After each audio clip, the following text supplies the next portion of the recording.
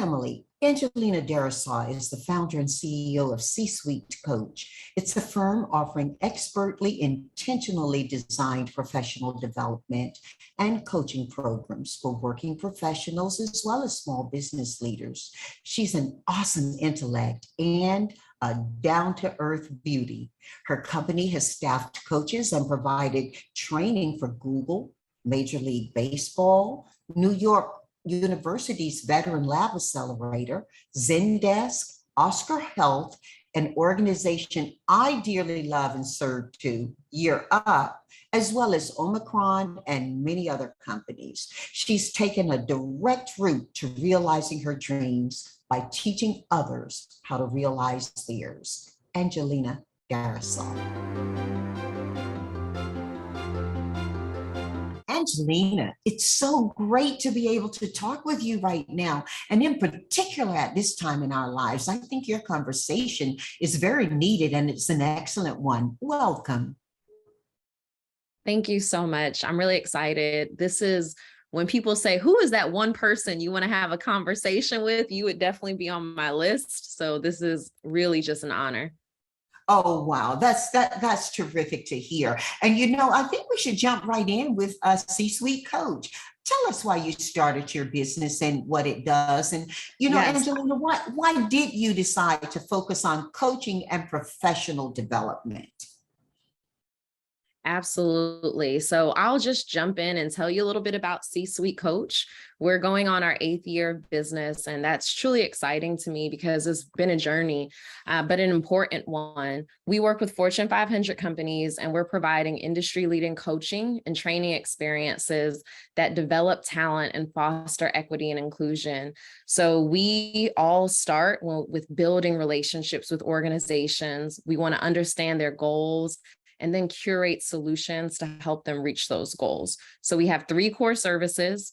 We offer executive coaching services for their talent. We do program design, we manage programs, and then finally, we create really interactive and engaging training experiences to build more inclusive teams. I started because I was working in corporate America. I had the great privilege of working in the media industry, doing corporate strategy. And the story that I always like to tell is we were doing these innovative things in digital, putting the video player on, which now is so normal, on tech platforms like Twitter, Snapchat. And I thought the work that I was doing was really exciting, but the people that were coming into my office never wanted to talk about what we were doing on digital. It was always questions around how to get promoted, how to navigate conversations with their managers, feeling stuck in their careers, or feeling just disengaged because of the way that they were being treated at work. And I come from a background that is not in corporate. I like to use the term in some ways, first generation executives, right? That's very much a thing. And for me, I tried to narrow in on how I was able to be successful in my career when I didn't see a lot of examples of that in my household. Everyone, my mom is a great role model in so many ways for what she's been able to do in education, but she didn't work in corporate America. And there were very few people in my family I could turn to. And I realized it was high quality coaching and training experiences that were made accessible to me through great programs. And I wanted to replicate that and make that more accessible to more women, more people of color, more people from all kinds of historically underrepresented backgrounds. It's amazing how you've been successful. And 8 years is a long time in business, yet I'm sure it feels pretty quick for you because you work at such an intimate pace and with such highly evolved content. Do you have a vision to where you want your business to go? Yes, I want us to continue to grow. I want us to, right now, we're at about 40 people, including full-time staff and contractors. So I'd like to see that continue to expand. We this year, or 2022, brought in a chief coaching officer who has really radically improved just the standards of all of our coaching programs. She vets all of our coaches. Right now, on the executive coaching arm, we have 15 executive coaches that are all credentialed. Most have advanced degrees, several are PhDs, and really all are just passionate about the learning and development experience. And we get applications right now. I think we have about 80 in the pipeline of folks that want to coach with us, all folks that really champion diversity, equity, and inclusion in the workplace. And I'd like to see us at a point where we are able to provide opportunities for every coach that has the right fit for our network and be able to take on more. So to get to a place where we could have opportunities for 80 plus coaches would really be the dream. So that's part of it. I also see down the line involving technology as part of a way to automate some of our services. We are a people-based business, and I've seen the strain of that just on my own bandwidth personally, on the team. And I think that we're in a place where technology could create a lot of streamlining and better processes. So that's something that's been on my radar heavy for this year. Well, I'm so excited to hear that because, technology really was the equalizer in my business. And we continue to innovate. We build our own and we use third party. We consider ourselves the greatest aggregator of technology in our industry. Are you familiar with a man named Berry Gordy? Berry Gordy? Uh-huh. From Motown? Yes. Yes, I am. Okay. For many of our audiences, we are a global family. Berry Gordy was the founder of Motown, and he had such an incredible roster of talented people. One of the things that is most important to his success is that he had coaches in there. He brought his artists in, and many of them were musicians, many of them were singers. Together, they created the music that moved the world forward and influenced so many other artists in so many genres. He also, I think, through coaching his artists, enabled them to improve their themselves and their families, their communities. So I think that what you're doing at this elevated level in this time in our history is so important. And I think people can learn from the success of many of the people they've seen, whether in business or not, that coaching is important for all of us. When we live and work together so much with people who we didn't grow up with, people who may not come from our community, and people who may come from very disparate and various languages and communities, it's really important to have your coaching because it helps us see it all together. What are some of your favorite moments, Angelina, in C-Suite Coaches history thus far?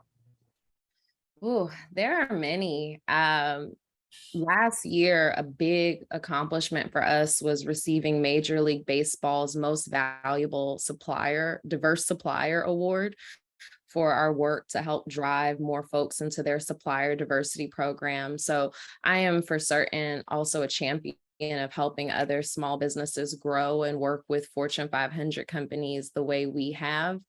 I sit in a seat now where I primarily focus on business development. I've realized as a founder, as a leader, it's important to recognize where your skill set and your strengths and your superpowers really lie. And I come from a corporate strategy background in corporate. I'm great with relationships with our customers and understanding their pain points.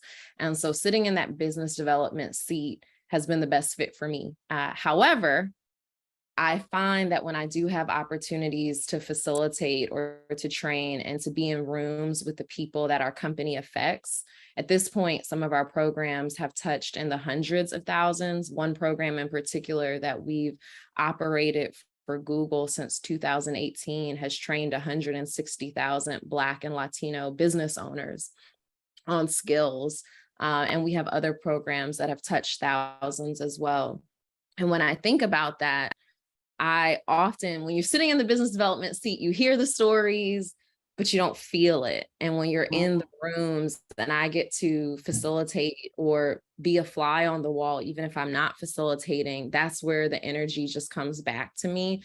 To hear, for example, in some onboarding that we've done with one of our clients, to hear Black talent talk about feeling like imposters and not being sure if this was the right career fit for them or if they deserve the jobs that they were in. And then to sit through trainings and say at the end of it, I know I belong here. I know that this is the right role for me.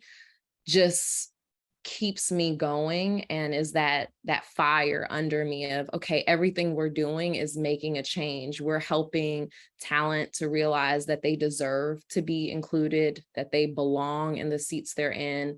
They're crafting goals that matter to them and really thinking about how to elevate professionally, which not only changes lives, but as I think even being a business owner and coming from where I come from, Bed-Stuy, Brooklyn, New York, in a very different seat than I am now, I think about how it's been able to change also the lives of my family and hopefully the future of my family. And that's what we want. We want to help people elevate in their careers so they can have that change. Well, you mentioned working with Major League Baseball, and your Instagram post looks incredible. Can you talk a little bit about what that was and how it came about? Yeah, so we have two verticals of business at this point, and all of our services are the same in both verticals. So coaching services, training services, and program design. One vertical touches employees within an organization. The other vertical touches small businesses and founders. So because of that, we've grown a community where our newsletter, our profiles, or platform, social media presences have a good reach with both of those segments. And so our work with Major League Baseball, they have been a champion for supplier diversity for decades and want to continue to grow in that.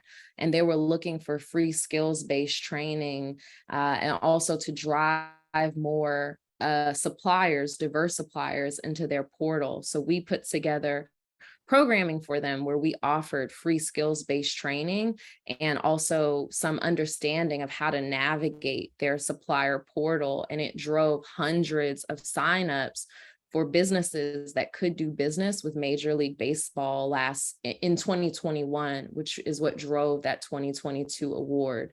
So really all about helping them reach and be able to connect with more diverse suppliers. Well, I just think it's amazing. And you mentioned growing up in Bed-Stuy. Family, Bed-Stuy is a community that has a rich history of its own, and I encourage you to Google it and learn about it, and has had some incredible people come out of there. Unfortunately, like with many communities across the globe today, most kids who are growing up in these communities don't know what leadership looks like, but they are living in families and communities who basically consider success just getting by.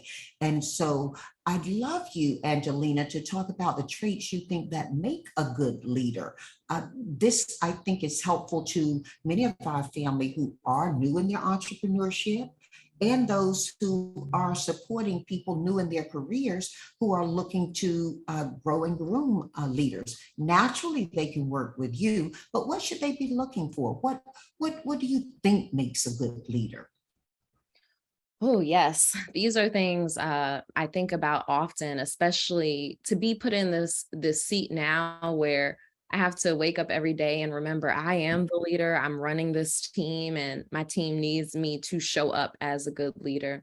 So there are a couple traits that I think are critical for any leader, whether you're leading a team of one or a team of hundreds or thousands. I would start by saying, one, being decisive, having a true vision and perspective, and being able to make decisions and stand behind those. People need decisive leaders, and it's okay. We'll all make mistakes. We'll all have lessons and learnings, but ultimately not being able to make decisions effectively holds teams back. And that's something we see a lot. We also have trainings just on how to be more decisive and decision-making matrices and frameworks for that.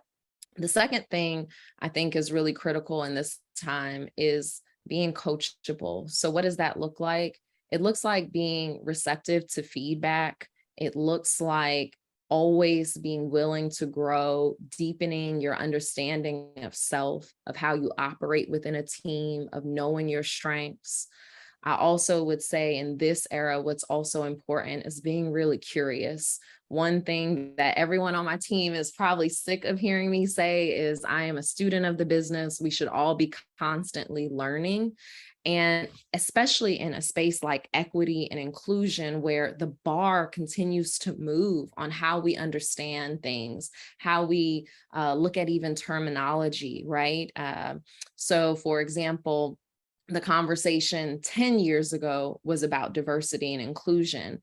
Now the conversation is around equity and belonging, and that will continue to change as we continue to just increase our understanding of what's needed, what's required in organizations for them to meet the needs of employees best. And so, or even language around Latinx, that's a current conversation right now in the news. We had someone who wants to remove that as a term that can be used in their state. And why is that terminology coming about? So I think leading with curiosity, because everyone will have a perspective, and part of what makes a good leader is being curious around, why does this work for some people? Why does this work for others? How do we come to a consensus? How do we stay open to learning and being innovative in our space is really important. So decisiveness, coachability, and being curious are three things I would say really stand out for making good leaders.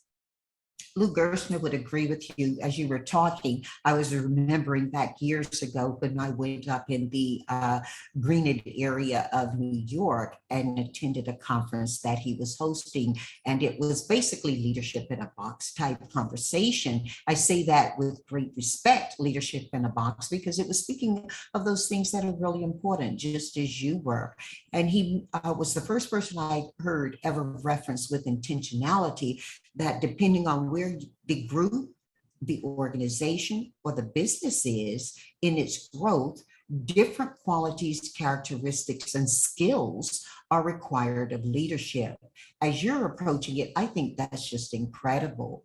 It seems also, Angelina, that we love and appreciate a lot of the same organizations. You and I both have businesses that are WeBank certified, NMSDC certified, and NGLCC certified.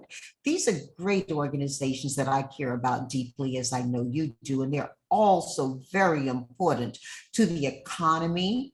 And I think they've proven over and over again, as the world faced supply and infrastructure defaults during these last 2+ years, that they are bringing solutions and materials to the world really needed in a finessed way. A lot of people, when starting a career in entrepreneurship, don't know much about these NGO groups. From your perspective, talk about these three particular groups and why they are so vital and helpful.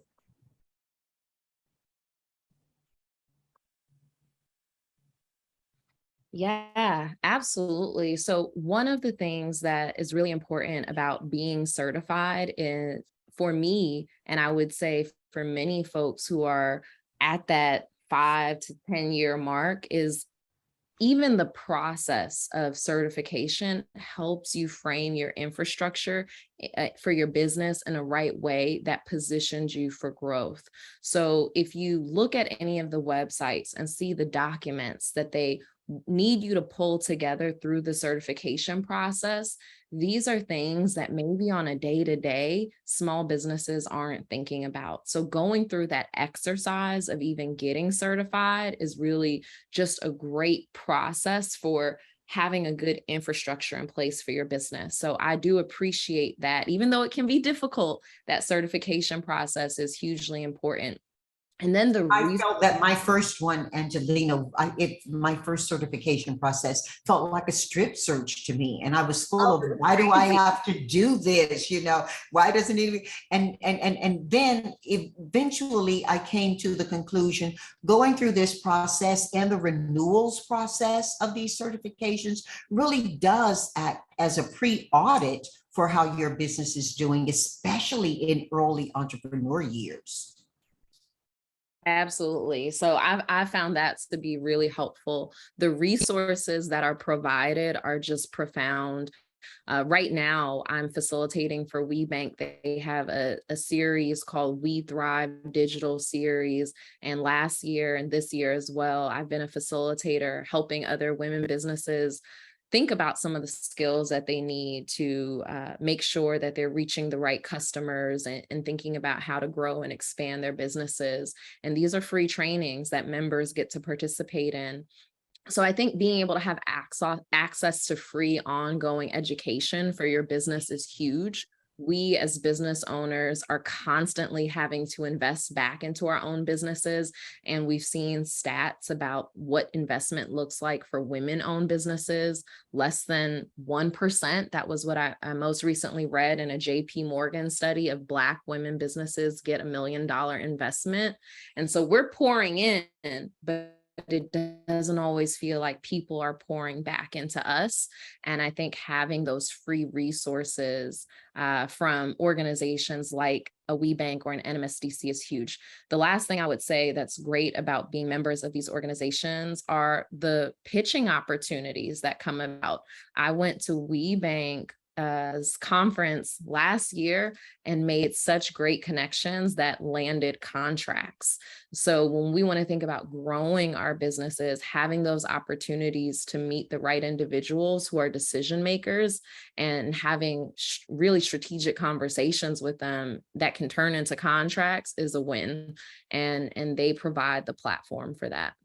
Oh my goodness. I know that Pam Eason at WeBank and Ying McGuire at NMSDC and Justin over at NGLCC and the whole team. I know that they are thrilling as they're hearing you speak to this. More importantly, that's the goal of the organization, is to support business owners respective to how they are identifying around doing business, regardless of where the opportunities exist, and then having those actualized. And I just think that you're an amazing example for so many people before you even open your mouth to become a teacher, Angelina. I'm just so fangirling on you right now.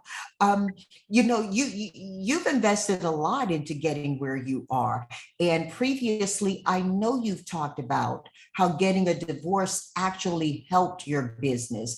I'm not asking you to promote divorces. I stayed married to the love of my life. I married my dream man, okay? And we were happy for all the 40 plus years we were together, right through his transition. I do want you to share with us, though, about that time you went through divorce in your life, and in particular, about how did that help your business, girl?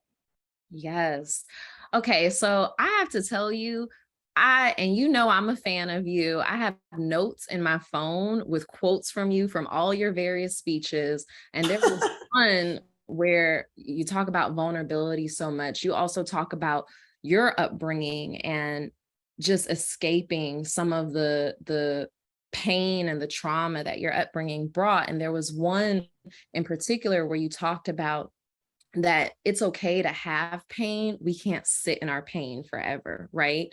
And that, when I heard that, was actually around the time that I was going through my divorce, and I had felt really just in so many ways, it weakened me, and it brought me to my knees because I didn't expect that. That's not the direction I expected my marriage to take. And it was really challenging. But what I had to do was put on that hat and say, it's okay to grieve. I can't sit in this forever. I can't let that be my story. Right. And I followed that example. So for me at the time, thankfully, I did have my first employees and contractors through my business. And that really pushed me as a reason to get up every morning. There was someone on my team who it was her first job. And I said, I have to show up and be an example. I can't have her first role be just hectic and chaotic. I need to keep showing up as a leader. And in some ways, doing that every day also gave me my sense of purpose back when I was grieving and really sitting with some of the emotions that come through that sort of loss. And that doing that every day, pushing myself every day, also knowing I didn't have the anchor, gave me a new sense of motivation. And I worked harder that year than I ever did in my life. That was the first year my business saw $1 million in revenue. And we've continued to grow and grow since then. And so I'm really, just grateful for the examples of women who maybe that wasn't their story. Like, for example, in your case, it wasn't divorce, it was other things from your past and your childhood, but that messaging from other women of when we're going through things, we have to, we sit with it for the minute you need to sit with it, but don't sit with it forever. You have to keep getting up. Elders in my family would say, one foot in front of the other, keep going. And it might be baby steps, but you have to take a step every day. And I had to take big steps that year because I also, as a woman, had to think, how do I support myself? There's no other opportunity here, right? There's no anchor of a person. Everything I have to do for me. And that was the best motivation I could have ever gotten. I love how you are articulating this, and it is true. Pain comes from a lot of places, and pain typically has separation in it. That can be often the stem of the pain. And those three things that I teach that you're referencing, I'm really grateful that they've helped you. I teach regardless of what the pain is coming from. You ask yourself three things. The first thing you ask yourself is, what can I do with this pain? Feeling your pain and living in it is very important for people sometimes. You've got to have a growth process though, because in my company, we teach when you bring your growth, when you're right? So the first question you do ask yourself is, what can I do with this pain? This pain is here. This pain has not left. I'm in the process, or may not even have approached the process yet, of evolving from it, of growing through it. But what can I do with it? Pain allows a lot of people to create walls around themselves. And it creates a don't bother me and I'm legitimate to do nothing right now moment. And that's what we're breaking through and chiseling through when we say, what can I do with this pain? Yeah, this hurts and I can still do this. That second question, which is where you were in that moment, was, what can I do despite this pain? I've acknowledged this pain. I've got a plan for healing. And these are the things that I can do despite this pain. I'm growing through it. You feel it differently, right? And then what can I do from this pain? You don't want to lose the lessons you learned going through it. And that's what's beautiful about where you are now. You're teaching those lessons out alive, and you're teaching people what you've done from your pain and what they can do from theirs. You grew up, as you said, in Bed-Stuy, Brooklyn. What was that like for you? I'm sure you had pain and you had love and joy and warmth through that process. Who enjoyed you doing that? And more importantly, who inspired you into your craving for education? Oh, yes. And I love that you bring up just both. In our childhoods, the reality of a Black existence in America is that there will likely be multiple stories, right? Just that's a byproduct of living in this society. And my upbringing, I always like to draw both sides. I come from a single parent home. My mom was a teenager when she got pregnant with me and had me. My father decided to never be a part of my life. So for my whole life, I've still never met him. And my grandmother, great grandmother, they were also teenage mothers as well. My mom, though, now has a PhD and is a superintendent and was committed to her growth and development despite her pain and her losses as well. And so it was definitely an interesting upbringing where There were things that I grieved. I grieved not having a lot of financial resources. I grieved not having a father present. But then there was a lot of love and being surrounded by strong women who got it done no matter what, and really were committed to developing themselves and doing more for their families. And I got that through my mother, who was just very much about not letting no be the final answer. If someone tells us no, that might mean not now. That might mean we have to go back and convince them another way. I have this story I always love to tell. There was no one, because my mom was a teenage mom when she was going to college, all her siblings were much younger and they were still in high school. No one could keep me, and she wanted to go to college. So she walked into the daycare that the professors were sending their kids to and asked for daycare for me. And so she could go to classes. And of course they told her no. And she was like, well, she came back and pushed back and said, I need to go to school and no one can watch my daughter. And so I always joke, I went to college 3 times. I went with my mom because I was in the daycare with the professors. And then I went with myself for college and then again for graduate school.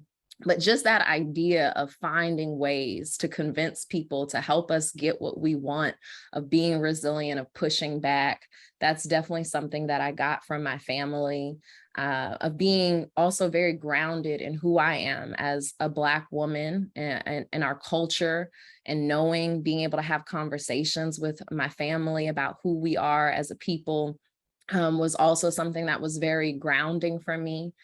This past week, my great grandmother, who was 101, just passed away. And I spent so much time with her. She was from the South, in Georgia and Florida. And she became a maid and a nanny when she was just 12 years old. She wasn't able to finish school. And we had so many conversations about everything from integrating schools in the South to her children being able to have educational opportunities she didn't, to even, we would talk about me running a business, which was beyond, her expectations of her own life. And for me, something that motivates me and inspires me every day is knowing all the sacrifices my family had to make for me to have the opportunities I have today.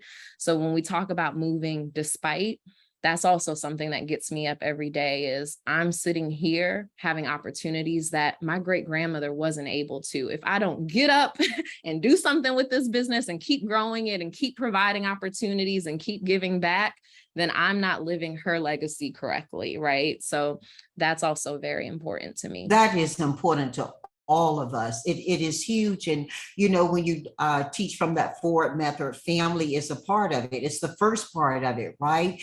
And the way you're describing this and creating and capturing all of the kernels, the gems from wherever your family experience is really important to people. And I think that while you and I have Black girl experiences, those experiences, as you've referenced for me earlier with the relationship to marriage and divorce, they are transferable across different people's backgrounds and different people's experiences. But family is core to how we approach the world. And I know that you moved during the pandemic to Miami, didn't you? Are you back in New York now? I'm back in New York right now. Yes. And it was a great move for me. I had lived in New York my whole life. And actually at the time, I was still living in the apartment that I used to share with my ex-husband. And even though he was gone and I had redecorated, those feelings still lingered, and I knew it was time to make a shift. And also, I do believe as humans, we have to keep making ourselves uncomfortable. So for me, moving to a new city that I didn't know when I had lived in New York my whole life gave me an opportunity to learn more about myself in a new environment. And I really appreciated that experience. What did you miss about New York when you were in Miami? Oh, well, let me tell you, I didn't miss the 4 seasons. I loved being on a beach every day, and being golden, tan, sitting out on the sun. But I did miss the culture of New York. It's very fast paced. One thing I've always appreciated is the variety of things that you can do to entertain yourself. A typical week in New York, you could be at a networking event, you could go to a concert, a museum, a gallery opening. You could take a dance class, a cooking class. There's just so much variety in terms of cultural things to do. And I really did miss that. So as soon as I got back to New York, I found myself reemerging into some of those things that really mattered to me. Girl, so many of my friends who are New Yorkers really use and love their city. Many places you go have lots to offer, especially in the arts and, the theater, etc. And people don't typically use them that much, even though they're very proud of them, but it's a very tourist driven kind of economy for them. New Yorkers get out and live and love their city. And I'm feeling that you're doing that too, huh? Absolutely. So I have been, Especially after COVID, right? You're happy to be out. especially after COVID. So I found myself going back to Broadway, seeing musicals. I've long time been a part of Alvin Ailey's Young Patron Circle. So we've had events this past year with Alvin Ailey.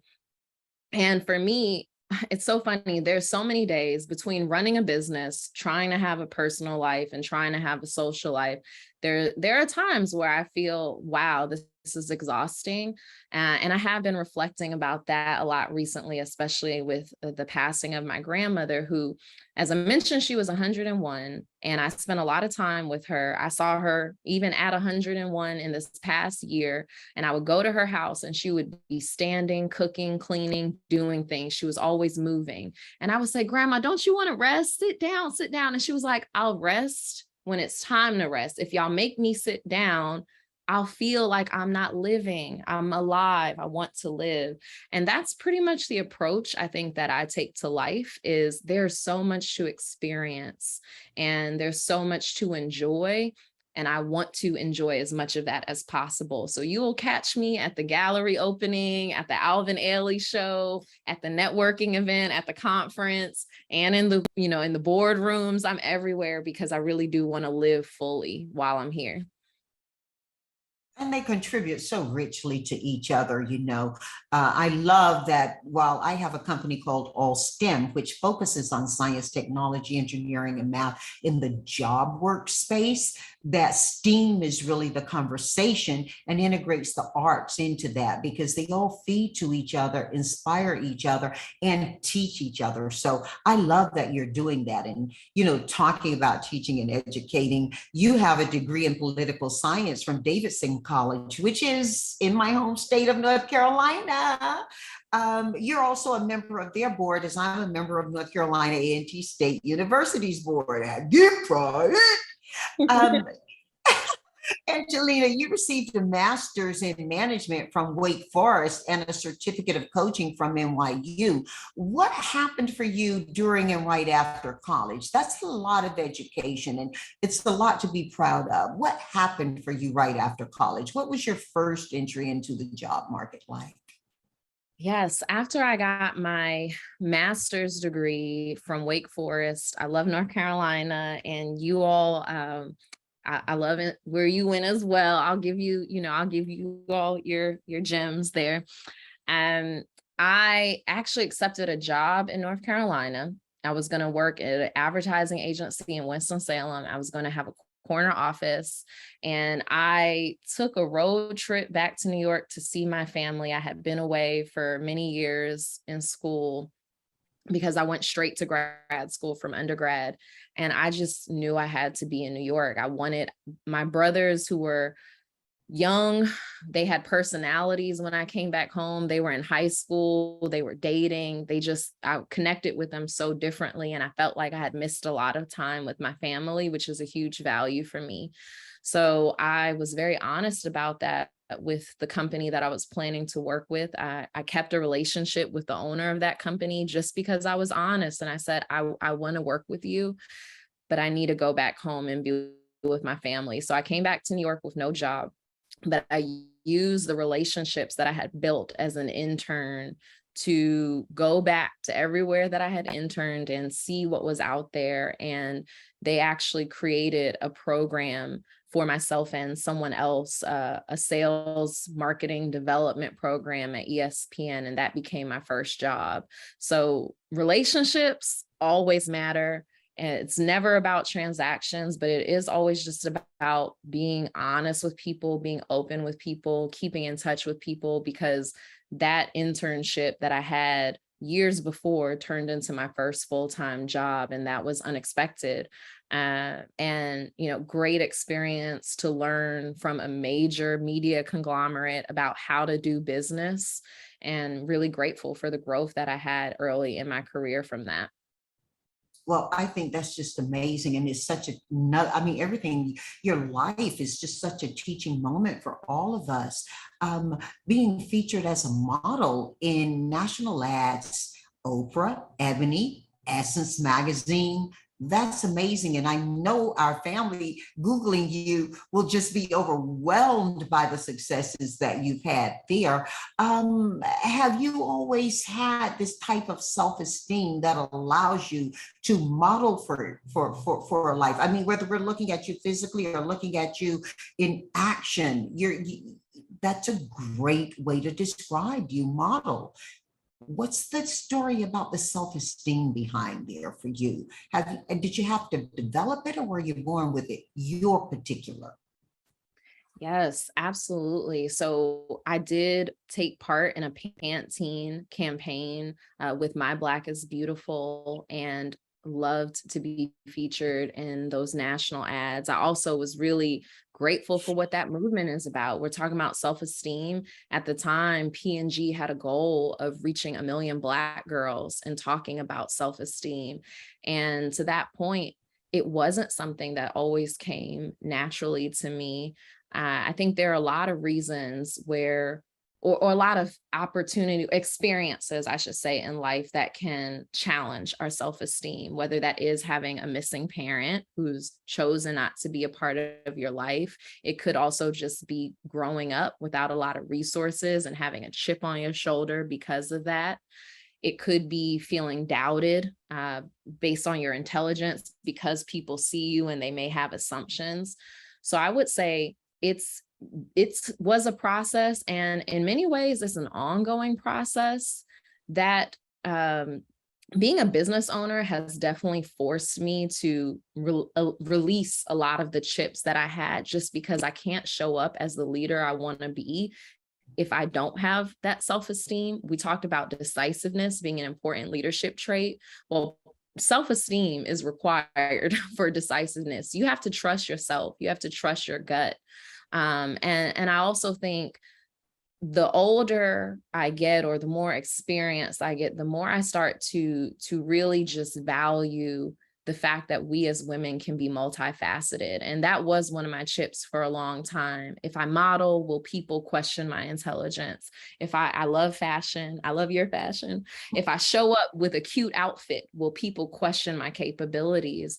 And I saw a quote recently. I wish I could remember who it was, but it was something along the lines of, many of us will try to do business as a man and try to emulate what a man does. But when we recognize the power of our womanhood is when we're really doing business and we're really being powerful in who we are. And I think that our womanhood is so multifaceted, and we can be beautiful, we can be intelligent, we can like fashion, and we can like spreadsheets. We can, we can like all of the things. And that's been probably the deepest learning for me over the past 5 years, I would say, really since being an independent single woman post-divorce, is really owning that and letting me show up more fully because of that. My Black is Beautiful and Pantene helped us to grow through your growth with it, helped us to share that journey of you being so influential and included in that. Throughout history, Black women in particular have been admired, emulated, but not brought to the front ourselves for our beauty. And I'm just so thrilled to be able to see you do this. And as you say, do it in front of a spreadsheet as well. I just love that. I think that you're on such a right track. What do you imagine for your next 5 years in business? And what do you think your next 2.5 years will look like? You know, history happens so much quicker these days. Yes, we have really aggressive goals. And we have been in demand. I was surprised by how busy. We're only a couple weeks into January, but we have been really in demand. And I have a lot of gratitude for that. So my goals are really to capture all of that. I continue to work on better infrastructure, on good systems.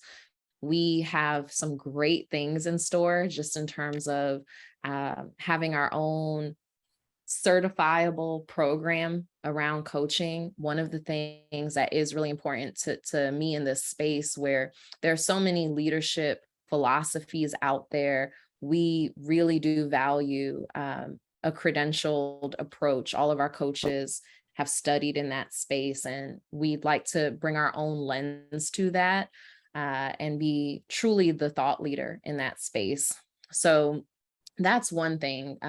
We're definitely looking at implementing technology to automate some of our services. And right now, we have been lucky in that we've been able to reach thousands, and in some programs in the hundreds of thousands, but I think that that could be millions with the implementation of technology. So that's been a big goal for us. The other thing I would just say personally, as we talk about living fully, is I have also been working on some creative projects as well. I don't have a lot of free time, but I carve it out.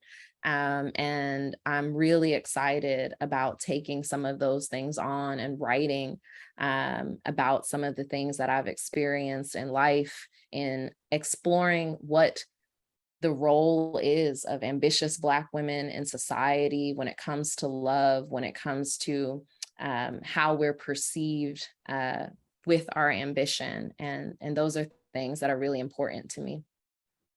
A lot of us come from hurt, and that's not exclusive to Black women.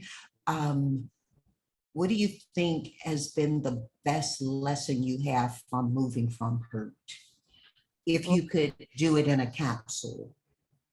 So Maya Angelou has this quote around love. It's along the lines of, I don't want to misquote her, but it's along the lines of have the courage to love again and one more time after that.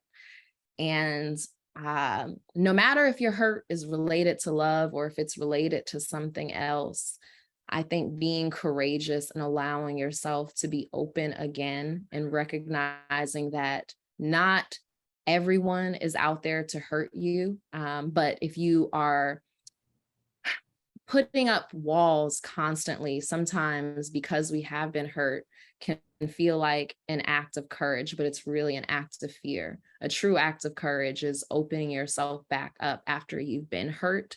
So I would just encourage anyone, regardless of what the hurt is you're going through, if you're putting walls up because you don't want to be hurt again, you're really limiting your capacity in life. And it is a part of the natural human process to experience hurt. We will. But it's so much fuller when you allow yourself to let people in once again. So I would just say, put those walls down and be open and keep trying. Have that courageous intention around opening up to people. Incredible. I just love talking with you. We're going to go 4 for 4 now. Okay, I'm going to ask you 4 questions. You give me 4 answers, no right or wrongs here, and let's have fun with it, shall we? Yes. Okay, so my first question, going 1 for 4, is Angelina, you're hosting a dinner and you get to have anybody throughout history, not from the future, but throughout history to the present at your dinner table. Who's going to be there and why? Ooh. Melinda Darrisaw, that was the latest we've been able to go back in our history of our family, who was on a plantation in 1850. So I want to know what her life was like. So that's the first. Where was the plantation?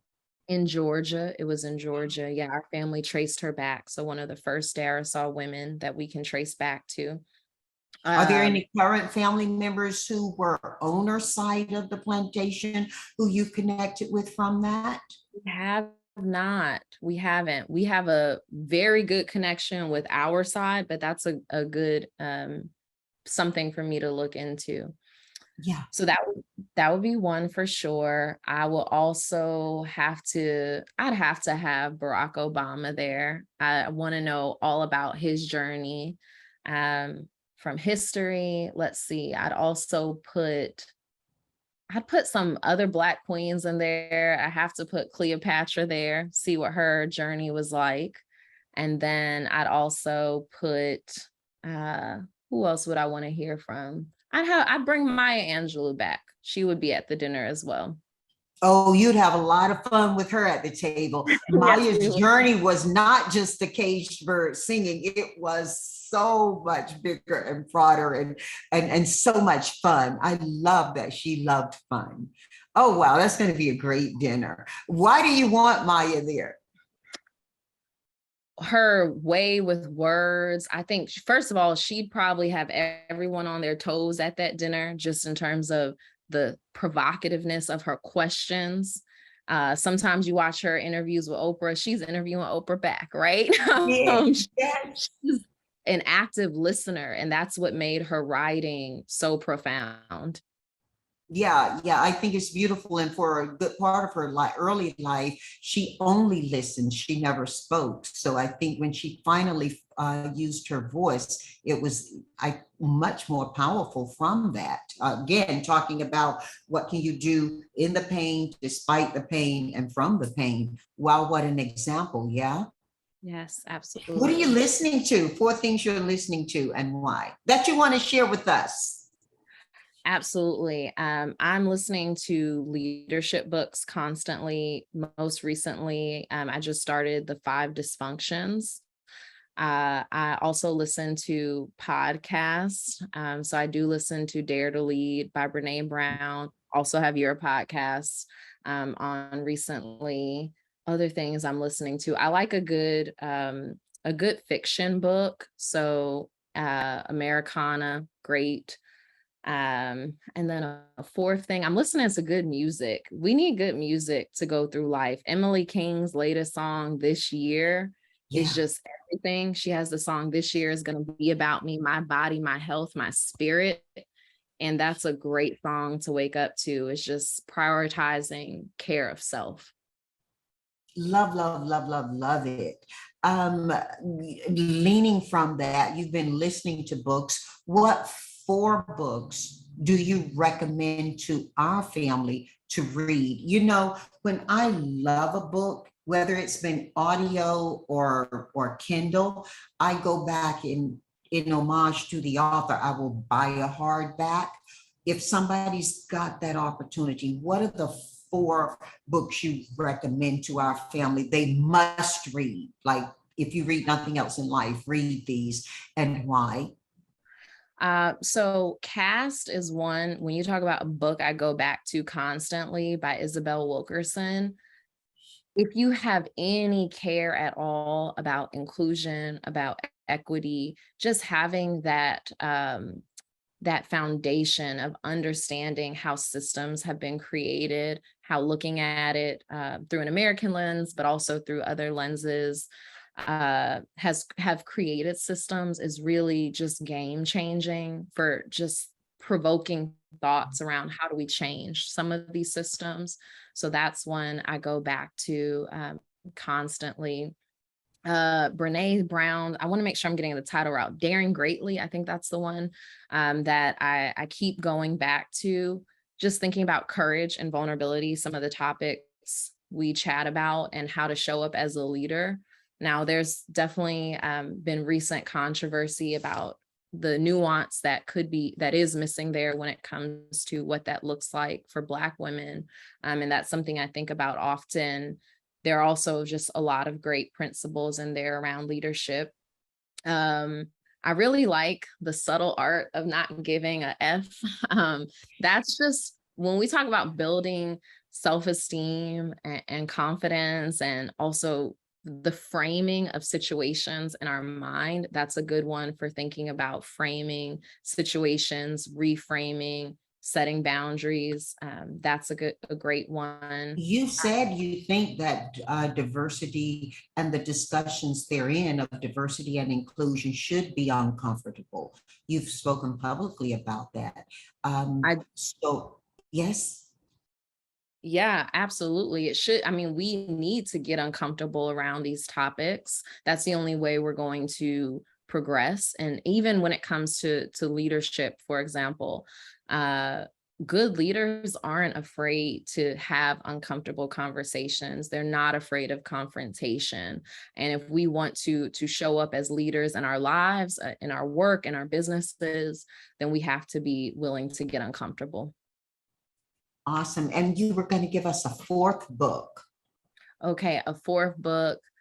Also a good one that I have to throw out there is by one of my dear friends, Minda Hart's Right Within, just about healing. That's a really important one for us to think about. Some of the workplace situations. We spend so much time at work. Many of us are doing way beyond the 40 hours a week. And the situations we experience at work can have a huge impact about how we feel about ourselves. So being able to process and diagnose what's really happened to you in a workplace is really critical. And she gives just great tips for how to go through that process of healing some of the things that may have happened for many of us as women at work.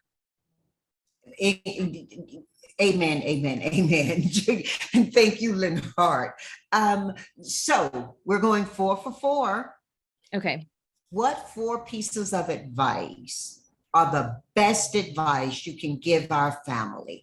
And if that was advice given to you, please share who it was who gave it to you and why this advice is so important. Okay. One piece that is critical comes from one of my sister friends, mentors, unofficially, Felicia Butterfield. And she says always to me, Angelina, go through the front door. And are you that's talking about Congressman G.K. Butterfield's daughter? I am Oh, from North I Carolina. love that family from North Carolina. Yes.